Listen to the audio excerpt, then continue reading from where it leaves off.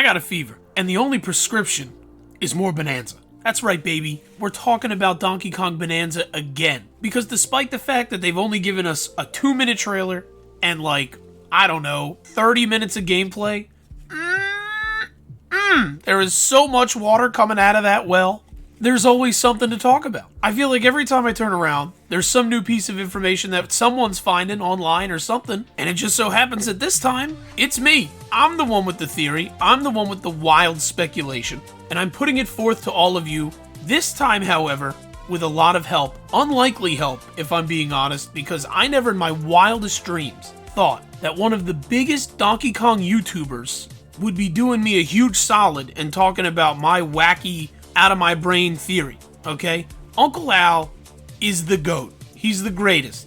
This man put forth my theory to get it out there to the masses. Why? Because he's got a way bigger audience than I do, and I wanted the community to hear this theory, and it was imperative that he'd be the hero to do it. And he did it, and then this beautiful man referred people back to me, and now I've gotten an influx of subscribers, and I mean, as a small YouTuber, this is the greatest thing that could ever happen. I'm not gonna lie. I'm floored. I'm so grateful for the support. Thank you, everybody who's stopping by here from Uncle Al. Thank you so much. And of course, an even bigger thank you to Sxips. This fine fellow is a pillar of the Donkey Kong community. An absolute pillar, and one hell of a detective, by the way. He also deserves a ton of credit because without him, I wouldn't even have gotten into contact with Uncle Al to share my theory. So, huge shout-outs to him. Huge shout-outs to Uncle Al. There's going to be a link down in the description to Al's video. Think of this as kind of like a companion piece to his video, so I would go check him out first, then come back here to see this one because he's a much more entertaining person than me, and he's definitely going to give you the bulk of this theory in a more digestive format, I'm sure.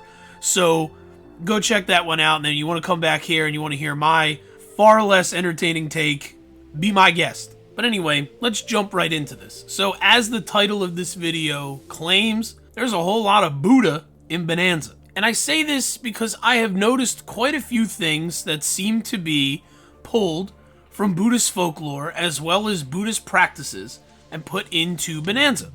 This may sound a little wacky at first, but when you consider the fact that the Mario Odyssey devs, who we all believe are the ones responsible for this game, did similar things with Mario Odyssey, where they borrowed some very, very, very light aspects from Homer's Odyssey, and some things from Eastern folklore, it certainly doesn't seem as wild or out there that they could be doing the same thing with Donkey Kong. But maybe this time, to a little bit of a greater extent. Let's start with Voidco.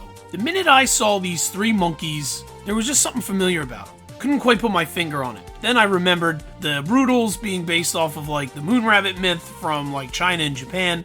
So then I thought to myself, oh shit, Eastern myth, monkeys, Journey to the West. So I open up my copy of Journey to the West that I keep near my bedside, as everyone does, I'm sure. And boom, there we go, the celestial primates. Now, it doesn't surprise me that they would pull any kind of inspiration from Journey to the West, because it is probably one of the most famous pieces of literature, let alone Buddhist literature. It's one of the most famous pieces of literature just ever in the world. Countless video games, movies, TV shows, manga have borrowed from it. San Wukong is one of the most popular mythological figures in the world. Everybody knows the Monkey King. So if you're going to take a famous monkey game like Donkey Kong, doesn't it make sense to use famous monkey myth? I would think so.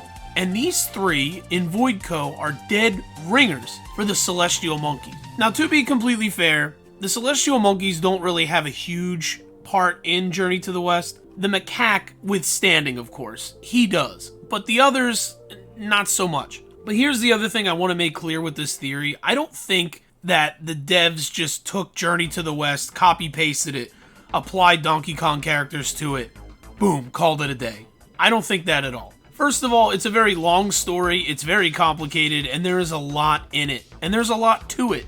And I'm not even sitting here and saying that they took the entirety of it. They took really just a few chapters, probably the most recognizable stuff, and applied it to Bonanza. So don't think that, like, you're gonna get literally the story of Journey to the West with Donkey Kong, because I don't personally think that is the case. And we're already seeing that with the Celestial Primates because they don't have a huge part in the story. Again, aside from the six-eared macaque. So let's start with him. For one, the six-eared macaque is said to be literally Sun Wukong's, like, doppelganger. He's his brother from another mother. They could be the exact same. They're so hard to tell apart in the myth that Buddha himself has to step in and basically reveal the macaque's true identity. And in the design of our little Voidco monkey, we can definitely see some of these aspects. He's sitting on a little banana chair thing that kind of looks like the cloud that Sun Wukong can ride on. The Nimbus, I'm just going to call it the Nimbus because I cannot pronounce its actual name very well. He's got a lot of gold on him, and gold is something that's heavily related to Sun Wukong. He wears golden armor, so there's clear references to that there. He's also got these hair spikes that stick up, which kind of look like ears. He's got an actual pair of ears. And to me, this seems like it might be subtly conveying multiple ears, which would fit in with six-eared macaque. It seems like something intentional with his design. Also, he is very clearly modeled after a lion-tailed macaque. This is a macaque that's native to India. Journey to the West is about a mythological traversal from China to India. So you can see where this stuff starts to intersect. In the story, the macaque can do all the same stuff that Sun Wukong can do. He can transform, he can use the same abilities, and he looks just like him. So he uses this to his advantage, and he steals, and he kills, and he does bad things, pretending to be Sun Wukong. It's because of this that the macaque outside of the story usually represents trickery, deceit, fakery, being like a doppelganger, and this is why I personally think that he was chosen as the leader of Voidco with a purpose. The purpose being is that he is supposed to represent a falsehood. He's not the true leader of Voidco. Obviously, I don't think he's copying Sun Wukong in this game, especially if our metaphorical Sun Wukong is Donkey Kong, but we'll get more into that later. But what I do think is that he is supposed to be fulfilling the same role here where he is someone that he is not, as in the leader of Voidco. But now let's move on to the other two. Another one of the celestial monkeys is the long-armed gibbon. Now, this is our female member of Voidco. Clearly, she looks to be based off of a gibbon. Gibbons are native to China, they're native to Indonesia, they're native to India, so the area definitely fits the bill. And of course, if you look at her design and compare it to her real-world counterpart, you can definitely see the similarities. Now hold on just a minute. I can hear some of you in the audience already getting your fingers on that keyboard to click-clack and say, but Joe, she has a tail, and gibbons don't have tails. Well, my little zoological genius, you are correct. Gibbons do not have tails. However, many Kongs and monkey designs in the Donkey Kong franchise are very vague. Like, Diddy looks like a monkey. Donkey Kong looks like a gorilla. But could you specifically say what species or subspecies of monkey or gorilla they are? Now, it's said that Diddy Kong is a spider monkey, but he doesn't look anything like a spider monkey. And to be completely fair, when he was designed, he was sort of designed to be this vague crossing of a monkey and a chimp. His own creator, Kevin Bayliss, referred to him as a chimpney. And this is something that can be applied to many of the Kongs across the series. Some look more than others like their real-world counterparts, but for the most part, a lot of them are just very stylized. So, our Voidco lady here seems to be this interesting fusion of like a gibbon and a spider monkey. But her most defining feature, besides the fact that she is a female, is the fact that she has those big long arms, and thus definitely fits our criteria here. Also, it's worth noting that in some traditional artwork, gibbons are in fact actually pictured with tails. The particular artwork that I have pictured here is done by a famous Chinese artist called Dai Dunbang, and his artwork for Journey to the West is actually pretty popular. And in this picture here, we have two of the gibbon generals under Wukong, and as you can see, one of them's got a tail right there. See it hanging off his little butt? And after seeing a lot of the characters in this game, it's pretty obvious that the devs took a lot of inspiration from the Rare era of designs. So again, vague monkeys, definitely not out of the question. If they took any inspiration from Mr. Dunbang, well, he's got tails on gibbons, so there's the answer to that. And the last thing I'll say on her design is that in many translations of Journey to the West, the long-armed gibbon is often referred to as the long-armed monkey ape. And the thing that makes monkeys and apes different are monkeys have tails and apes don't. So long-armed monkey ape, I mean, it kind of lets you go either way. So maybe they just took the easy way out and they designed her to be both. But anyway, according to the brief description that we get of the long-armed gibbon, it is able to manipulate celestial bodies. It can manipulate the sun, the moon, planets, stars, meteors. You get it. It can use its long arms to wrangle these things and move them around. Now, Voidco does arrive on what appears to be some sort of giant meteor or a rocket or something of that nature, so I definitely think that that theme is there. Now, to be fair, some Wukong, and by extension, the six-eared macaque, can also manipulate celestial bodies as well, but it is specifically stated that the gibbon is capable of moving like a ton more, like planets and stuff, and I don't believe some Wukong or the macaque are necessarily capable of doing that. I mean, either way, the theming is there, and they arrive on something like that, so I think that's getting the point across. The gibbon is also said to be very lithe and agile, and I mean, looking at her design, she looks like she would be pretty lithe and agile. We don't know, but I mean, that's what it seems. Finally, we have our last member, the Red Horse Monkey. Now, this guy goes by a few different names. Sometimes it's the Red Horse Monkey, the Red Face Monkey, sometimes it's the Red-Assed Monkey. It's honestly debated a lot what the Red Monkey's real-world counterpart could be, so we don't really know. A lot of people obviously say it could be a baboon, but regardless, it goes by basically Red Monkey most of the time, and as we can see, our third member of Voidco is very much a Red Monkey. In fact, he reminds me a lot of the Manky Kongs from Donkey Kong Country 1, and I do wonder if the devs used that as inspiration and kind of took advantage of that when they made the Red Monkey. That would actually be a really great connection. But either way, he obviously fits the bill for our last one. And the Red Monkey, as per the description, is said to have immense strength, which, to be fair, this guy looks like he's pretty strong. I mean, look at him, he's huge. He's also said to understand human affairs. Now, I'll be honest, I'm not really entirely too sure what that means. But I mean, this guy is dressed like an average Joe. Look at him, he's a miner.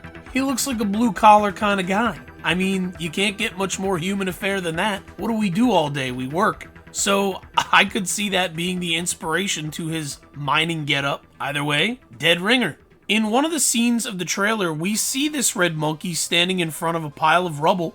The trailer then cuts to the King K. Rool looking statue boss, looking very much like it's made out of that same kind of rubble. So maybe this Red Monkey is building, and if this guy is building these, why is he making them in the image of a Kremling or King K. Rool at all, right?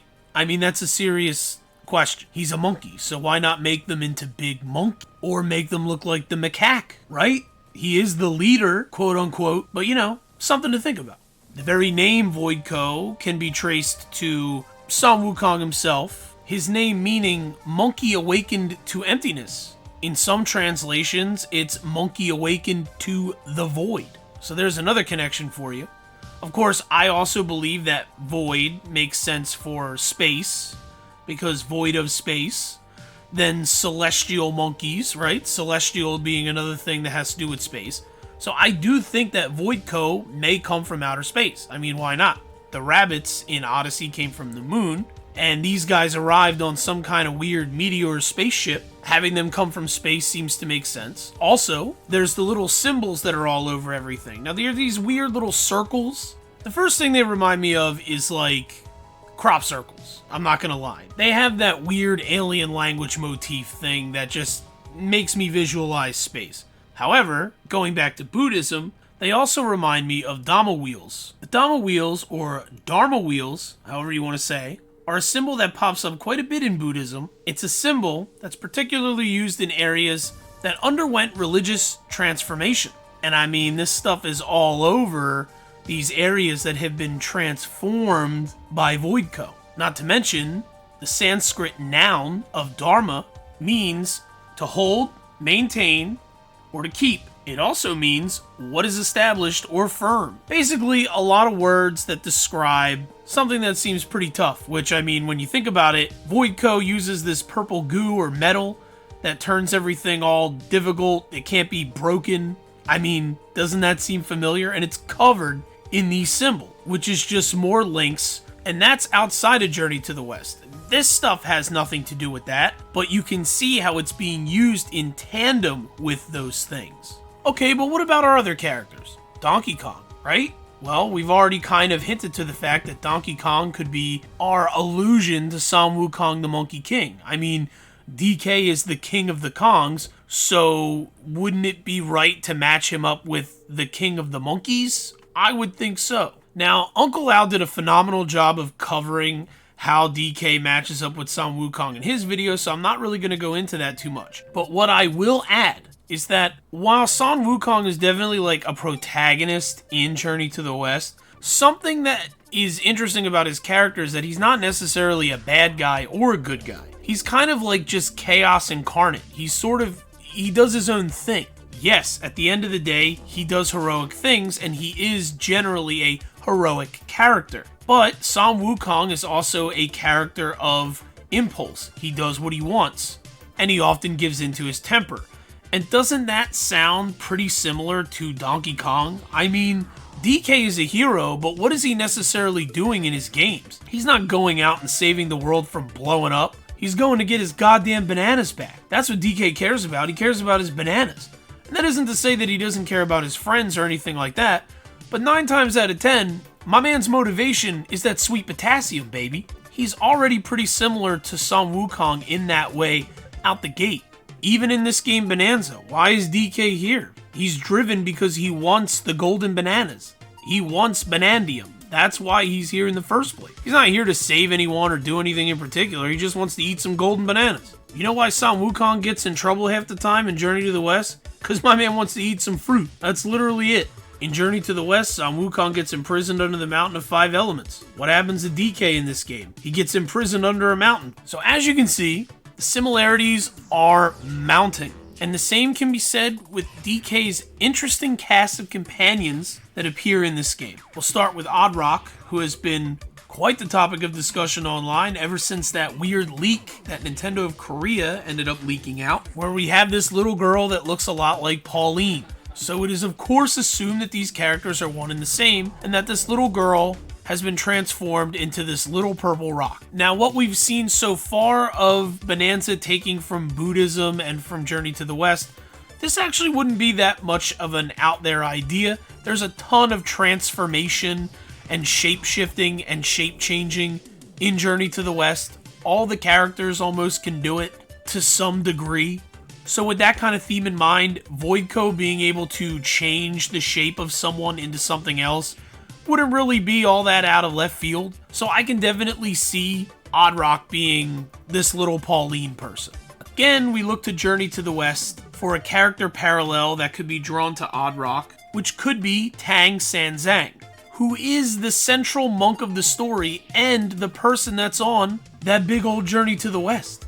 In the story, San Wukong serves as his protector, albeit reluctantly, and Tang's definitely got to reel in San Wukong a lot. But you can see that there could be a similarity there, as DK is clearly protecting Oddrock and ushering it, or her, on this journey. There's the similar capability of being able to break seals, which Oddrock can do with Voidco stuff, Tang can do it in the myth. Then of course we have the random fish, who can teleport Donkey Kong around, which is just strange.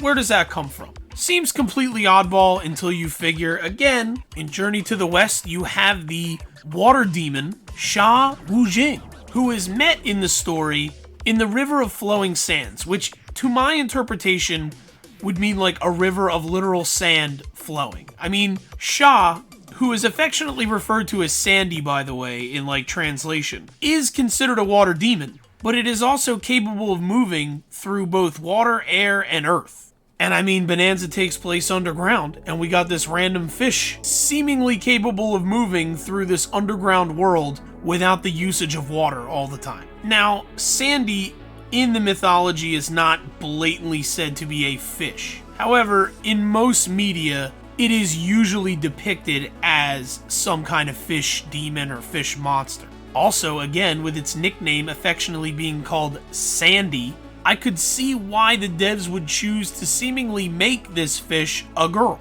as Sandy usually tends to be a girl's name, so I can see that parallel there. But clearly this weird oddball thing of a fish, you can trace it to Journey to the West, and again, we can link these things up. And it just goes back to the more I looked at things, the more stuff I was starting to see that just reminded me of this story. Now here we go. We're about to get into what I would probably consider the most controversial part of this entire theory.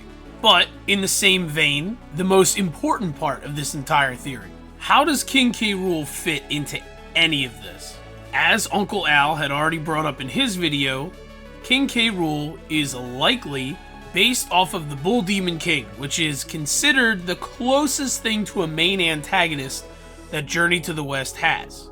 He's also in many respects considered the most popular villain from Journey to the West as well. So if this theory is correct, and they're actually using inspiration from Journey to the West, it's likely a no-brainer that they would try to include one of the most popular villains in some way, shape, or form to the story. And King K. Rool fits this bill almost perfect. I mean, first off, you have all the surface level stuff.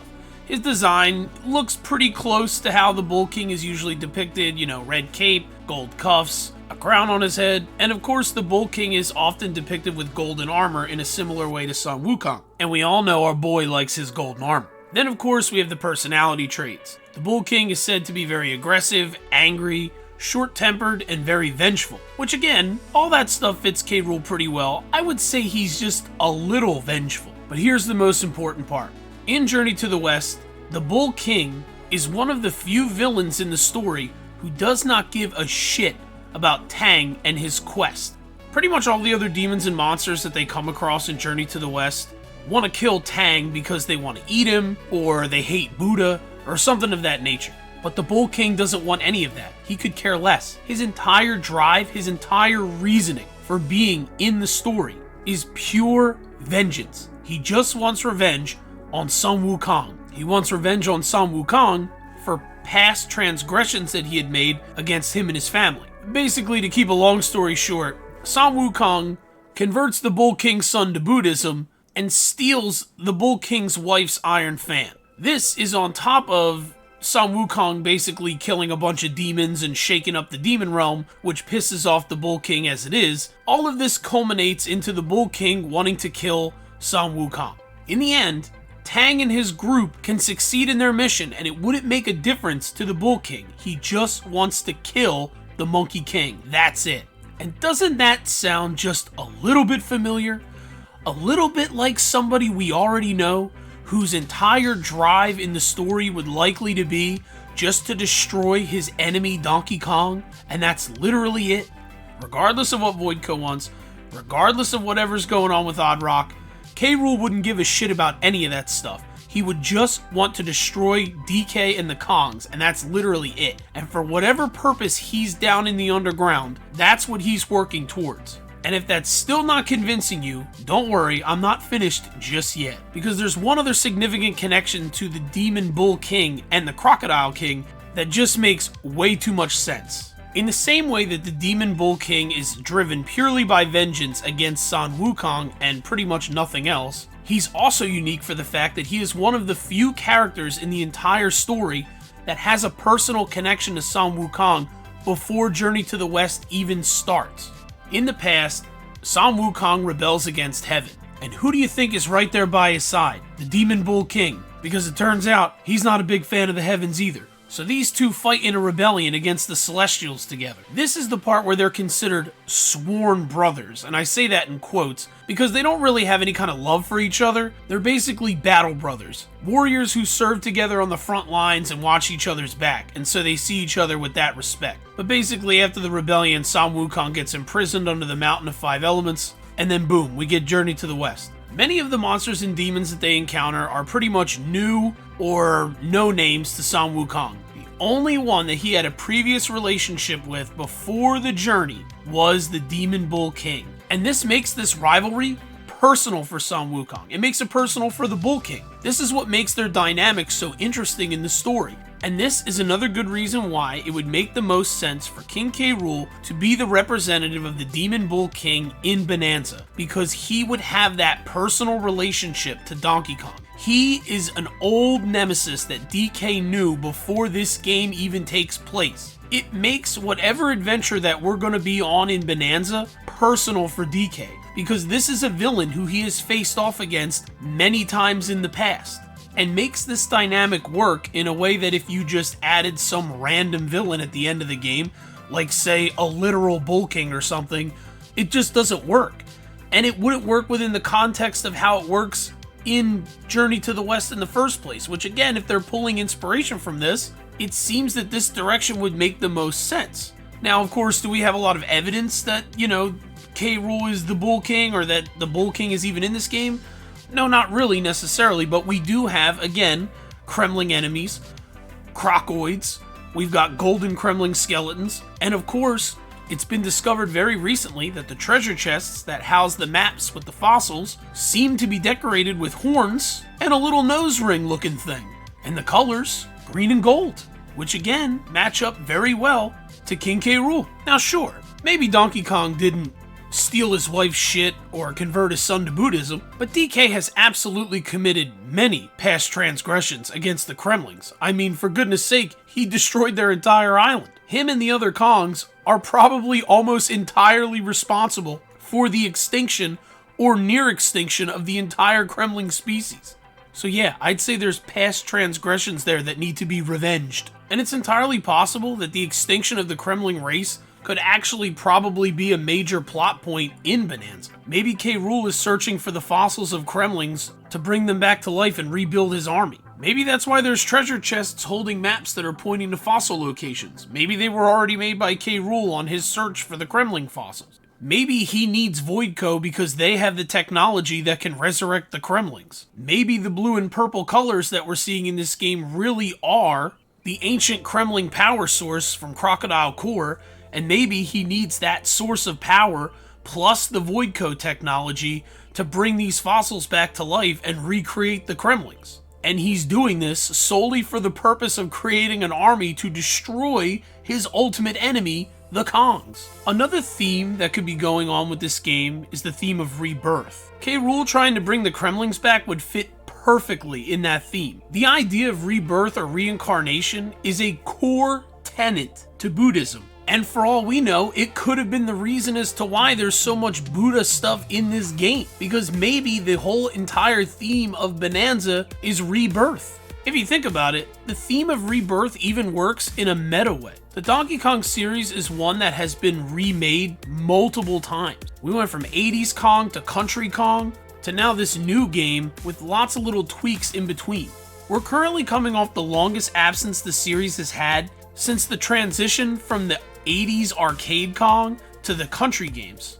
At the time, that was a humongous change, basically a rebirth of the series, and now it's looking like we're getting the same thing from the country series to Bonanza. All of this, compiled with all the other references to Buddhist stories, folklore, and symbolism, definitely makes for a very interesting game. Now obviously, at the end of the day, this is all just a theory, and I could be completely wrong. There's also the possibility that I'm close, but not quite on the mark. There's a million scenarios that could happen, and what I'm saying in this video is far from gospel. Whatever happens at the end of the day, it's just really fun to speculate, and honestly, looking for the evidence and reading Journey to the West again and getting really into it really made my brain work in a way that it hasn't for years, if I'm being completely honest. And I've really been enjoying myself. Truth be told, it's just great to have a Donkey Kong game to speculate and talk about. My life has honestly, and I'm not even kidding you, flipped upside down in the past few weeks. I have met amazing people, I have had really fun conversations, and I have been able to geek out over a game series that I have loved since I was a child.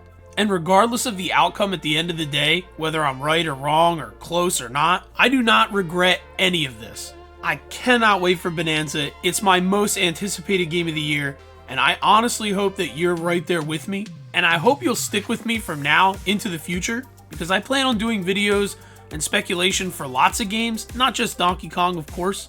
But you're definitely going to be getting more DK from me, baby. That's a promise. As I said before, this video was made with Uncle Al's video in mind, where he shared a lot of details about things that I had seen that have to do with Buddhism and all that kind of stuff. So there's definitely things in his video that I did not mention here, but that's mostly because I felt like he did such a good job of covering it. I didn't feel like I really had to bring it up again. There were just certain aspects of my theory that were a little bit more detailed, and I kind of wanted to dig into them and give you an idea of where my mind is at. I'm sure there's even stuff that I missed that I'm going to find as I go back and look, and I'm going to think to myself, damn, I should have put it in that video. But you know what? I'm going to leave it here where we're at, because this video is like almost a half an hour long, and I have got to stop myself. Obviously, if you want to talk more about this theory, you want to talk more about other things, please comment below, share your thoughts. Do you hate the theory? Do you like the theory? Do you know something that I don't? Did you notice things that I haven't noticed yet? Please let me know down in the comments below. I would love to talk to you guys. I try to respond to almost every single comment that I get. I would love to have more discussions about this. I do have a Discord chat. If you want to join, there's going to be a link down in the description. It's pretty quiet in there, but if enough people jump in and everybody starts talking about this theory or talking about Bonanza, I'm definitely going to jump into the conversation, and we can maybe get a little bit more of a lively server going, and that would be nice. Again, I cannot thank you all enough, especially if you stuck around this long all the way to the end of this video. I really do appreciate you watching. I appreciate everybody who came over from Al to me. I mean, again, I don't even know what to say. It's incredible, and I am just so grateful for it. I hope you guys stick with me. I hope I can make content that you're interested in. I'm going to shut up now. I've been talking for way too long. Thanks for watching. Thanks for listening, and I will catch you in the next one.